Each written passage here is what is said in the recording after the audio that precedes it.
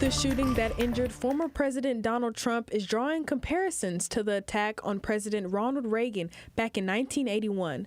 But political experts point out there are some big differences. Reagan was in office. It wasn't in the middle of a political campaign. The assassination attempt wasn't necessarily political in nature. You know, he obviously, Hinckley had a lot of mental health issues, and so that kind of changed the tenor of it. John Barrett is an associate professor of political science at LeTourneau University. He points out the political climate today is much more polarized than it was in 1981 when Reagan was shot.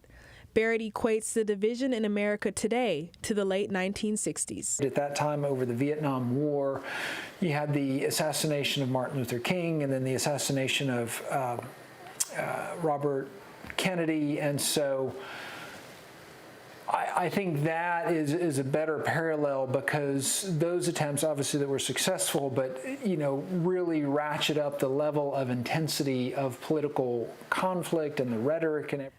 The question now is what happens moving forward. Even though thankfully it was unsuccessful, that nevertheless it is going to bring a lot more pressure to the country at a time when it's very divided, and there's a lot of intensity in the political rhetoric. In the wake of the attack on Reagan back in the early 80s, he saw a huge groundswell of support, and his approval rating reached nearly 70%.